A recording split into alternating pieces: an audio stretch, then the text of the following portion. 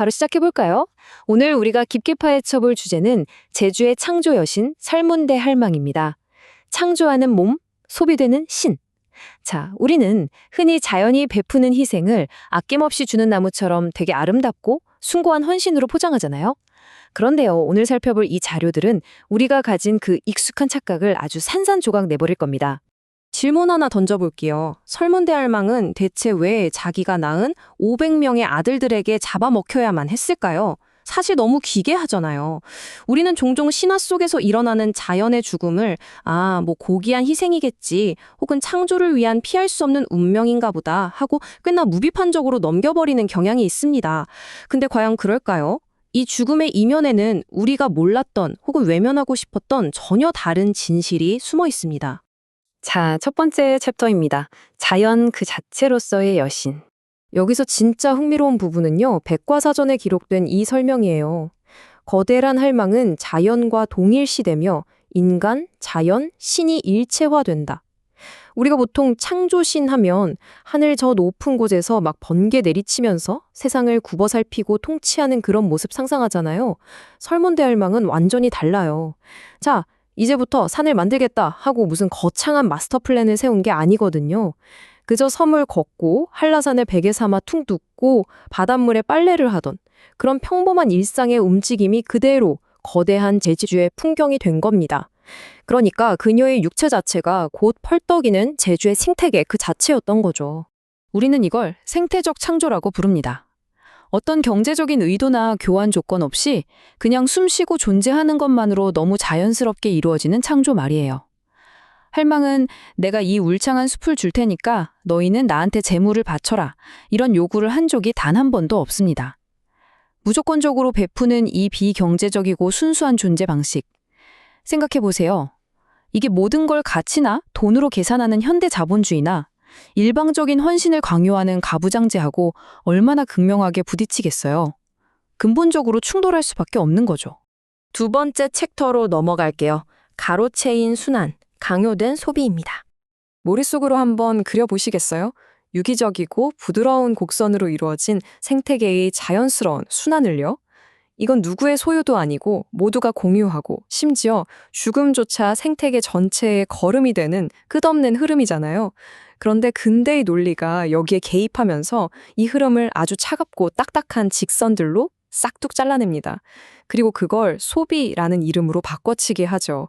원래 누구의 것도 아니었던 숲에 떡하니 소유권이라는 철조망이 쳐지고 가격표가 붙는 거예요.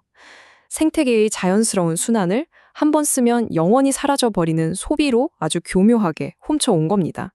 신화의 형태에서도 이런 차이가 확연히 드러나요. 단군 신화 같은 북방계 신화를 보면 남성신이 아주 뚜렷한 목적을 가지고 이걸 지키면 사람이 되게 해주겠다며 조건을 내걸죠.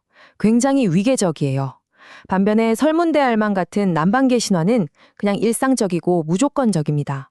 억지로 무언가를 통제하려는 게 아니라 존재 그 자체에 기반을 두고요. 하지만 참 안타깝게도 인류의 역사는 그 위계적이고 통제적인 북방계 신화만을 권력의 보편적인 기준으로 삼았습니다. 그리고 무조건적으로 품어주는 남방계의 생태적 이야기는 그냥 저기 변방의 기이한 옛날 이야기 정도로 치부해버리고 말았죠. 세 번째 챕터입니다. 신화에 새겨진 폭력. 최근 발표된 한 민속학 논문을 보면 500명의 아들들이 어머니를 먹어치우는 이 끔찍한 식인 모티프를 두고 신성의 계승 과정이자 보편적인 인간 삶의 원리라고 해석을 하더라고요. 부모의 희생 위에 자녀가 성장한다는 거죠. 근데 여러분, 진짜로요? 이 계승이라는 단어가 과연 이 상황에서 중립적일까요? 창조하는 어머니의 존재는 완전히 지워지고 아들들이 그 권력과 힘을 독점해버렸잖아요. 이건 자연스러운 계승이 아니라 비대칭적인 탈취에 가깝습니다. 사실상 여성 중심의 생태사회가 가부장제로 폭력적으로 넘어가는 그 씁쓸한 과정을 가려주는 아주 완벽하고 정교한 장막인 셈이죠. 그러니까 여기서 가장 중요한 포인트는요, 바로 이 필연적 귀결이라는 핑계입니다. 어머니의 창조 행위가 결국 필연적으로 죽음으로 이어질 수밖에 없었다는 이 논리는요, 그 여신이 앞으로 가질 수 있었던 살아 숨쉬는 무한한 가능성을 아예 싹둑 잘라버려요. 창조와 죽음을 지들 맘대로 연결해버리고는 착취의 진짜 원인은 슬쩍 숨겨버리는 겁니다. 그리고 그 바탕에 깔린 풍력을 거역할 수 없는 자연의 섭리나 운명이라고 아주 뻔뻔하게 정당화해버리는 거죠. 네 번째 챕터, 사라지는 숲입니다. 자, 그럼 현실 세계로 와서 여신의 물리적인 육체가 역사 속에서 어떻게 도륙당하고 뜯겨나갔는지 한번 차갑게 되짚어 볼까요? 조선 후기에 시작된 화전농법이 첫 상처를 냈다면 일제강점기의 조직적인 산림 약탈은 그 상처를 깊게 골게 만들었죠. 그리고 해방 직후 제주 4.3 사건과 한국전쟁을 거치면서 한라산의 그 찬란했던 원시림은 완전히 잿더미가 되어버립니다. 여기서 끝이 아니에요. 1960년대, 70년대로 넘어오면서 이른바 관광기반이라는 명목 아래 골프장 짓고 도로 깔면서 그나마 남아있던 살점마저 다 파헤쳐버린 겁니다. 27,000헥타르, 숫자로만 들으면 잘 와닿지 않으시죠? 이 엄청난 면적이 1964년부터 1974년까지 단 10년이라는 짧은 기간 동안 제주도 지도상에서 완전히 자취를 감춰버린 산림의 크기입니다. 조건 없이 모든 걸 내어주던 그 충만했던 생태계가 근대화라는 아주 폭력적인 이름 아래 철저하게 돈과 경제적 수치로 환산되어 깎여나간 끔찍한 결과물인 거죠. 그리고 이 22%라는 수치는 정말 뼈아픕니다. 제주의 고유한 생태계이자 설문대할망의 심장이라고도 할 수 있는 곶자왈 원시림. 그중 22%가 골프장이나 리조트 개발로 이미 영원히 돌이킬 수 없이 파괴되어 버렸습니다. 나중에 그 자리에 인공적으로 나무 몇 그루 다시 심는다고요? 수만 년의 세월이 빚어낸 생태계 그 자체, 즉 여신의 물리적인 몸은 결코 되살아날 수 없습니다. 영영 잃어버린 거죠. 마지막 5번째 챕터입니다. 여신의 끝없는 침묵. 생각해보면 좀 소름 돋지 않나요? 물리적으로 자연을 파괴하고 소비했던 우리가 이제는 신화라는 이름으로 그녀의 전설을 해부하고 억지로 의미를 찾아내려 하고 있습니다. 과연 이 행위는 무해할까요? 스쿼미시족 문화자원국장의 통찰처럼 그들은 단지 존재할 뿐입니다. 설문대할망은 애초에 인간이 언어라는 걸 발명하고 숲의 경제적인 가치를 매기기 아주 훨씬 이전부터 그곳에 있었습니다.